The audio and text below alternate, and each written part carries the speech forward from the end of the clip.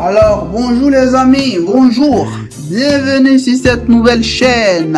Je me présente, je suis Harry de chez ID Business. Et cette chaîne, on vous présente uniquement que des idées business. Donc, tout au long de cette aventure avec nous, nous allons vous parler de comment naître les idées, comment les matérialiser et comment les rendre concrets.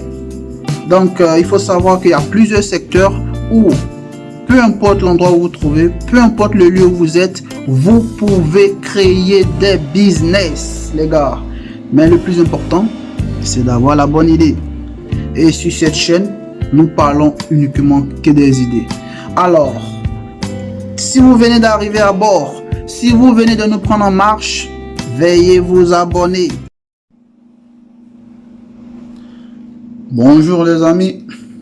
Alors aujourd'hui nous allons vous parler de l'idée de la main d'œuvre, une idée que nous avons trouvée qui fait partie de la sous-catégorie de l'agriculture.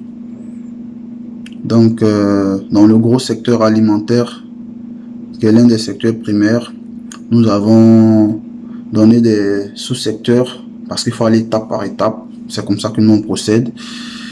Parce que le temps, on trouve que le temps il est court, mais en vrai, le temps il est vraiment long, il est suffisant. Quand vous savez faire les choses étape par étape et chaque chose selon un temps bien défini, bien précis. Vous n'êtes pas obligé d'aller jusqu'au bout, mais vous pouvez faire le max selon un temps bien précis. Alors, la main d'œuvre. C'est une idée. Si vous voulez être une main d'œuvre, cela va dépendre de plusieurs aspects. Vous pouvez être une main d'œuvre qualifiée, comme vous pouvez être une main d'œuvre non qualifiée. Dans tous les cas, moi j'appelle ça des main d'œuvre qualifiées. Quelqu'un qui sait faire quelque chose, il est déjà qualifié. Alors, il faut savoir que dans la main d'œuvre, pour les agriculteurs ou la main d'œuvre dans l'agriculture, il y en a de plusieurs sortes. Vous pouvez être une main d'œuvre physique, c'est-à-dire vous pouvez déplacer des caisses, que ce soit de la tomate ou des maïs, ou ça dépend. Vous pouvez être quelqu'un qui charge des véhicules. Vous pouvez être quelqu'un qui fait des semences. Vous pouvez être quelqu'un qui porte la machine pour traiter la plante. Vous pouvez être celui qui trouve le système pour pouvoir faire l'arrosage. Il y a beaucoup de choses que vous pouvez faire et vous pouvez former une équipe pour faire la même chose. C'est-à-dire vous devenez chef d'une équipe qui vous appartient et vous faites de la sous-traitance avec les agriculteurs et dans les champs pour avoir plusieurs contrats. Comme ça, et puis vous montez un business en bonne et due forme par la suite, et puis vous essayez de grandir avec. Côté intellectuel, pour être une main d'œuvre intellectuelle, vous connaissez peut-être Excel, vous connaissez. Quand je parle toujours, j'enlève un peu, si vous me comprenez, le volet éducatif. Parce que une fois que vous allez à l'école, vous allez dans un centre de formation ou dans une école de formation, une école professionnelle.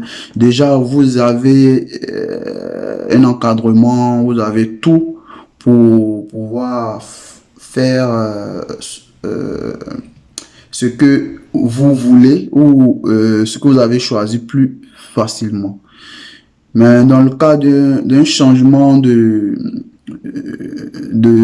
métier ou d'une réorientation et que vous ne voulez pas suivre le processus scolaire, donc vous pouvez le faire sur le terrain. J'explique ça aussi. Et puis après, par la suite, vous devez vous former. Donc vous pouvez faire l'un après l'autre après, ça dépend de vous. Donc une main d'œuvre qualifiée, vous maîtrisez les suites Office, c'est-à-dire Excel, Word, PowerPoint, du développement en informatique, c'est-à-dire du VBA, que tout le monde peut faire, qui est vraiment très utile, très intéressant. Donc, vous pouvez proposer vos services aux agriculteurs, leur dire que vous voulez informatiser leur système ou leur mode de fonctionnement. Et là, vous pouvez créer des fiches Excel pour eux, des fiches dynamiques, des fiches automatiques, pour faire des calculs automatiques rapides, pour vraiment organiser tout ce qu'ils ont. Parce que c'est pas tous les agriculteurs qui ont le temps ou qui font ce genre de choses. Souvent, ils délèguent. Et les gros industriels en agriculture, ils ont déjà ce secteur-là. Ils ont les moyens, ils sont organisés, mais c'est pas tout le monde. D'autres, ils font encore de façon, peu importe le pays, hein, ils font encore de façon traditionnelle ou ils embauchent leur enfant quand il revient pour les vacances ou ça dépend. Ils trouvent quelqu'un, mais vous pouvez vous positionner sur cette idée-là, la traiter normalement.